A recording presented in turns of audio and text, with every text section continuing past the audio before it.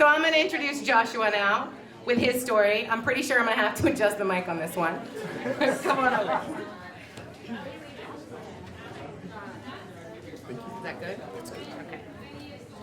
Sorry, when you're ready. Okay. All right. So I walk into a supermarket. It was in Durban. I'm in Durban, South Africa. I walked into a supermarket with a fellow friend that I met on a 5-month trip to study abroad. So we both walk in, we go shopping. I go my way, she goes our way. Okay. So then I finish paying for my groceries. So I walk to the end of the cashier, pay, and now I'm waiting for my friend. So as I wait, I start to see suspicious thing happen. It's not as in suspicious, but there's a man just randomly just walking up and down right next to me, walking up and down, looking for someone. I'm like, wait, they're looking for someone. And then another guy pops out of nowhere at the end of the store, looks down the aisle towards me, and they start speaking to each other through the eyes. And they're saying, they're looking for someone. So I'm thinking, what's going on? What's wrong? Are they looking for me? I don't know. So I'm just standing there scared. So my friend walks up after she finished buying her groceries, and these two men just approaches her. I'm standing there dumbfounded, don't know what to do. I'm in South Africa, I have no I have friends, but they were all in various parts of the city.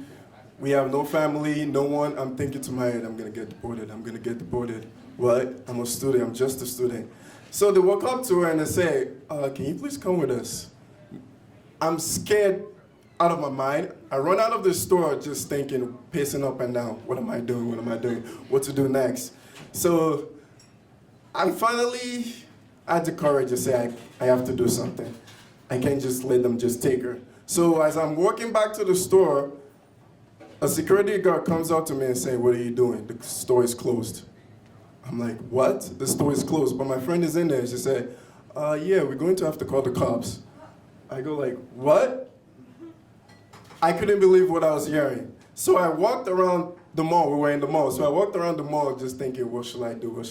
Should I call the director of the program or what? I said, no. Okay, so I found two other friends who were happily sitting in the restaurant, just dining, and I said, okay, this is what happened. The next thing we know, we were walking up the escalator to a cop cell in the mall. This is the first time I've ever been in a cop cell in the mall. And of all places, it's in South Africa. You don't trust the system there, which they told us. So I'm scared to that. So I was close to this friend of mine. So I was there, just talking to her, trying to calm her down.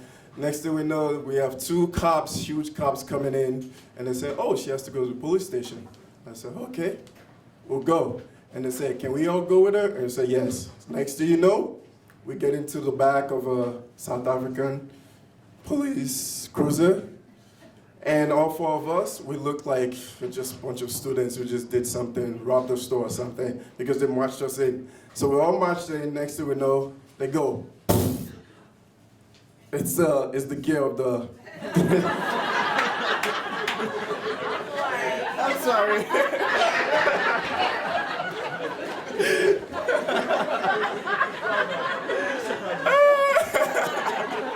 So no, it's the cruiser is a stick shift.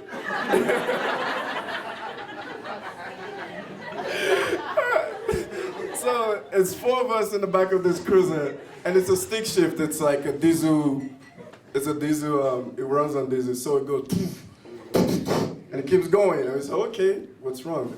And it's it's fine. It's fine. The car is usually like this. Next thing, they press on the gas. We all rush to the one side of the cruiser. Literally, all of us just run to the one side of the cruiser. Okay, next thing. To the other side we go. Left and right. At one point, he slammed on the brakes. I felt like my head touched the ceiling and almost touched the ground at the same time in this small cubicle with four of us trying to survive, see what's next. And the next thing, we start going up the hill. And it just goes... We all say, what's going on? Left, right, up, down. We were just banging. And we were just laughing at the whole time. We basically forgotten that we were going to a police station by that time.